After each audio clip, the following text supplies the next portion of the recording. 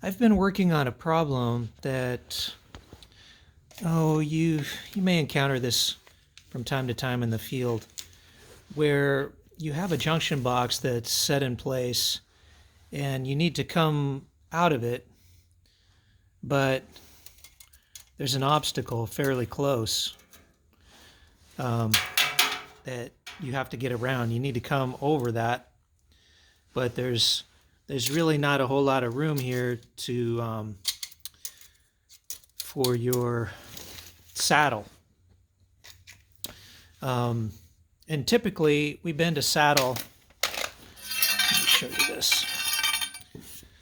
We bend a saddle like this. And by the way, I made this to go into that if it was 12 inches from the center of the obstacle. And that's a 3-inch tall obstacle. Normally you would bend a 3-point saddle. You do this one first. And I don't think it matters which way you turn your bender, because you're going to use the notch. And the notch, there's a star right there. This is kind of an old bender, but right there, you can see it better over here. There's a notch in your bender, and that's cut for a 45-degree bend. That should be about the center of that bend. So that would be like right there. Okay, so typically you put that notch right on the center line of where you want to bend around your obstacle, and then you turn around, you turn the conduit around, and these next bends are going to be done with the arrow. Okay, now you can see in this situation, if I was going to use a 45, 22.5-degree bend, I don't have enough there. I have barely enough. Might work, but if you're bending it on the floor, you're probably going to flatten your conduit right there. You could do it with like some sacrificial amount of conduit sticking out here to give you enough bend, and you're just going to cut it and throw that piece away. But I was wondering if you could do this all in one direction. So you would bend this one first, and then this one, and then the last one. So, and also in the traditional method, you would bend this one with the arrow facing back toward the center. Both of these would be facing back toward the center, okay, when you bend them. Again, this one doesn't matter which way you turn it, as far as I know. Okay, so I figured it out. And I did some math, and I got all my measurements right. Since this one was going to go directly into a box that was 12 inches away, I don't know what it's sitting at right now. I knew there was going to be some shrinkage, so I calculated all that in there. And then, since that box, I didn't want to actually come all the way down to the ground there, because it's going to go in through the knockout.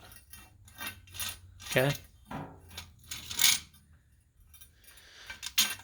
So I got that all figured out, and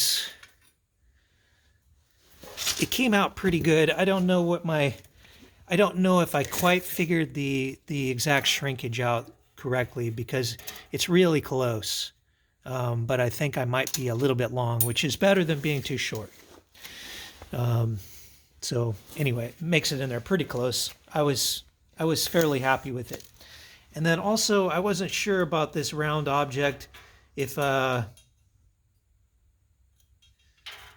probably didn't need to do this, because this is a lot smaller of a radius than what my bender is, so I don't think my bender was going to hit it at all.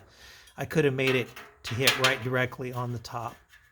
But I gave myself, I think it was a 1/16 of an inch higher than that. And then I figured the knockout height was about 3/16 of an inch. So then, because this was going all the way down to the ground over here, this section had to be longer. And with a 45-degree bend, 12 inches across there, this section here from this point to this point was 7.5 inches, and this on this length was 8 inches. And that's all trigonometry. We know how to do all that. But the important thing was that on this one, which is going to be your very first bend in this situation, it's going to be used with the notch, and the bender facing toward your where it came from. Okay, this one is going to be bent with the notch, but this one down here still facing back that way.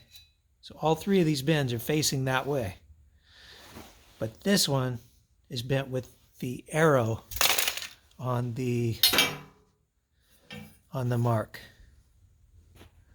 on that 8-inch mark there. So that would be setting that up there. And I don't know why it comes out right, because it doesn't make sense to me. I mean, they are that far apart, but it does. It comes out almost perfect. I had to adjust a little bit. I had to put, I think, a little bit more bend into this because, and it could just be the unevenness of my floor here. I don't know exactly how even my floor is. But, and then we decided to try the same thing with 15, 30, 15. Oh, one other thing I want to mention whenever you're doing 3-point saddles. When you do this bend, whenever you're working with the notch, you know how there's that spring back where there's a little bit of elasticity in that conduit, and so you bend it down to the degree mark that you're going for, and then when you begin to let the pressure off, it raises back up. So there's always the question of, with your particular bender, do you need to take that spring back out so you go a little bit past until when the spring back comes out, it comes to the exact angle or to the line? Or do you just bring it down there and let it spring back and then that's good? With the ideal benders, I've found that the spring back usually you just let it go. But when you're using the notch on a 3-point saddle, you want to take the spring back out here. And since I had to put a little bit more back in here on the outer bends, take it out there as well. So that will give that the right amount. I don't know why, but that's the case. But when you get to the arrow, don't worry about the spring back. Just bring it down to your 22 degree mark, and then let it spring back a little bit, and it comes out right, at least with the ideal. I was also going to explain how I did the 15, 30, 15 degrees saddle here, but I did it exactly the same way that I just told you with the 22, 45, 22. And it came out right also. So try it and let me know how it works for you guys.